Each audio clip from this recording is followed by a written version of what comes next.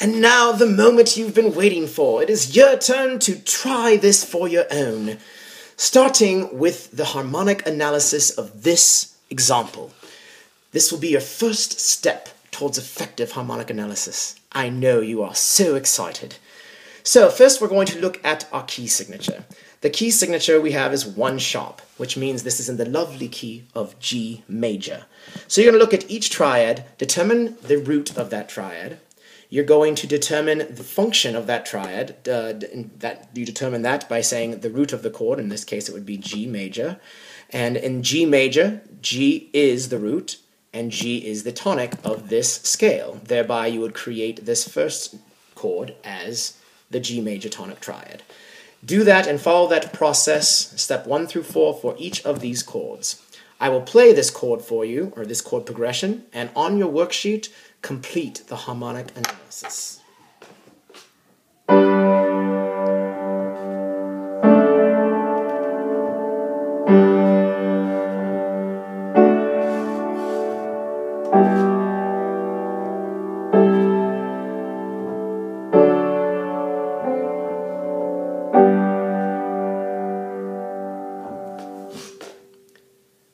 I'll play it one more time. Take a chance to look at each chord, determine what the chord would look like in snowman position, or root position, close position, because obviously these are all open position triads, or 7th chords. And then look at the quality of that chord, and then determine what the root would function as in the key of G major. And that will give you all the information you need. I will play it for you one more time. Here is the key of G major. Here we go. 2. Ready, and.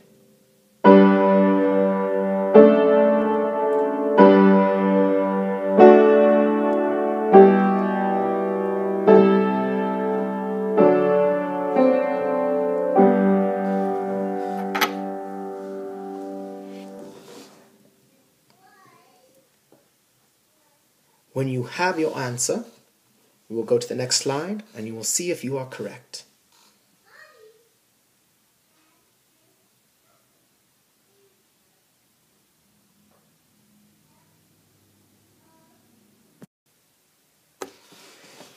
If you need more time than I'm providing, you are welcome to pause the video at this point until you have your answer.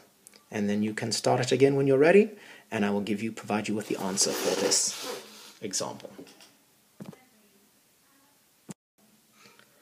Here is the answer for this harmonic analysis. We are in the key of G major, 1 sharp. We have a G major triad, G, B, and D, in closed position. That would be line, line, line, or space, space, space. The root is the tonic of G, thereby giving us a 1 chord.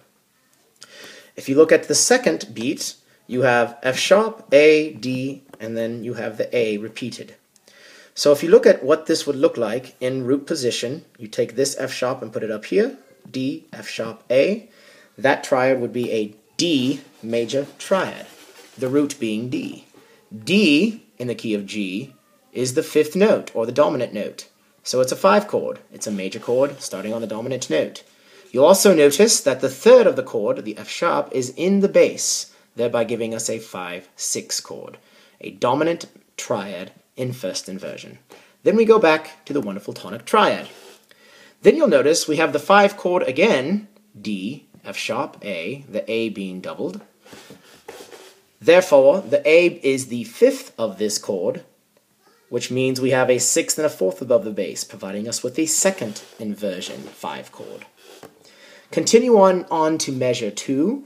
We have B, we have G, we have E, and we have another G. So E, G, B would be the snowman position for this triad. E, G, B is minor quality. The E is the submediant of G, thereby giving us a 6 chord that is minor. You'll notice that the 5th of the chord, the B, is in the bass, thereby giving us a 2nd inversion submediant triad. To conclude this example, we have a very traditional cadence of 2-6-5-5-7-1.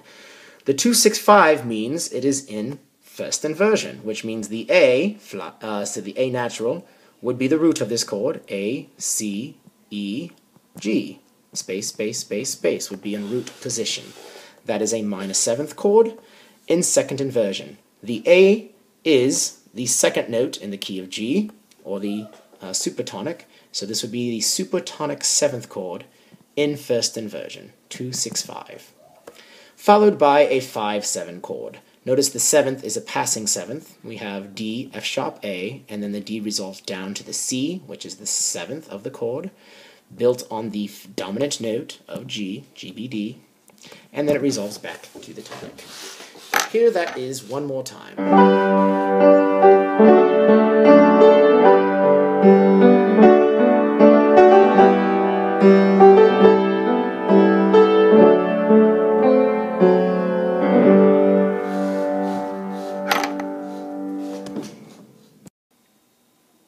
Here's another one for you to try. Aren't you so excited? I even gave you a different key. Now we have 2 sharps. How wonderful is that? So we are in D major, 2 sharps. D would be the tonic note of that scale. D, F sharp, A would be the tonic triad, so we start again with the 1 chord. Take a second to look through this example. Be very careful right here. You'll notice that although we are going ahead to a different chord here with the soprano voice and the bass voice, the alto voice, and if you want to call this the tenor voice, is continuing to hold through, which means this chord will be used here as well. These 2 notes will be used in this chord because they'll be holding through as the half note. Then we have a wonderful caesura, which is a break, not called railroad tracks, of course, but a caesura. And then we end on the fermata, not the bird's eye, but fermata on the D major triad. Here is what this sounds like, starting from the beginning. 1, 2, ready, and... Oh,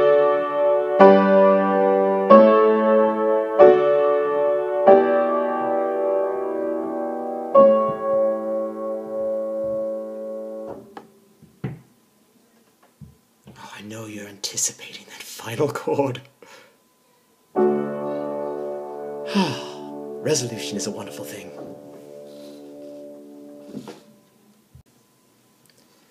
Once again, at this time, you can pause the video until you have your harmonic analysis done, and then I will provide you with the answer. And here is the answer for this example, the harmonic analysis. We have our D major triad, that's the 1 chord. We have G, B, D, which creates for us a major quality, built on the root G. In the key of D, G is the 4th note, or the subdominant, thereby giving us the 4 chord. Then we go from 4 to 5. Okay, we have the A, C sharp, and E, and again, the A is doubled. A, C sharp, E is a major quality, built on the 5th scale degree or dominant, providing us with the major 5, resolving back then to the 1. Then we have 2, 4, 3. Okay, the 2 chord would be built on E, E, G, B, D, B being in the bass, thereby giving us the 4, 3, second inversion, 7th chord. Then you'll look that we have the E and G continuing to sound, A, C sharp, E, G. With those E, G there, provides us with a 5, 7, back to 1. Your final example for this music video is an actual music example. What a concept! This is a harmonic reduction of Mozart's Sonata K545, a tune that I'm sure you're most familiar with. We are in the key of C major. We're starting on the C chord, 1, major 1. I will play these blocked chords as written, and then I will play them as Mozart originally written with an Alberti bass line. Here's what's actually written in this score.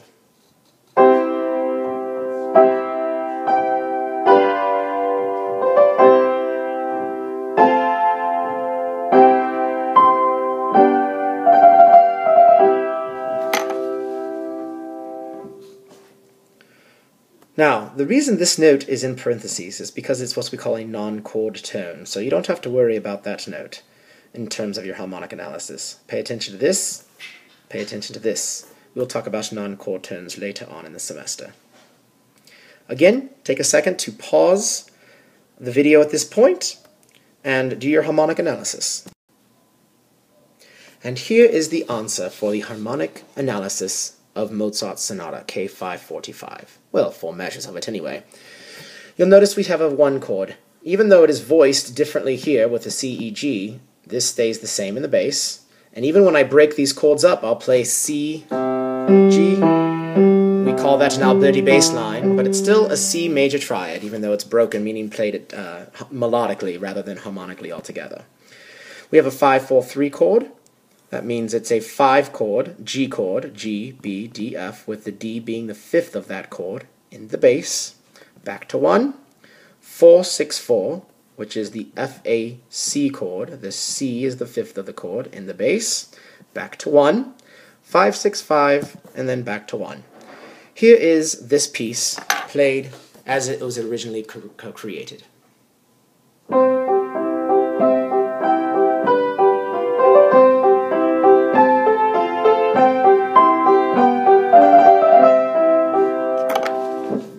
I'm sure you listen to it with completely different ears now that you understand how the harmonies work. Isn't that fantastic? Congratulations, you have finished the video on harmonic analysis. Feel free to watch it as many times as you like. I'm so proud of you. You have taken one small half step for man and one giant whole step for mankind, at least in the music theory world. And of course, Mr. J's favorite number is 7. I hope you have had a jolly good time completing this video. I hope that you find it useful and also, of course, entertaining. Ta-ta!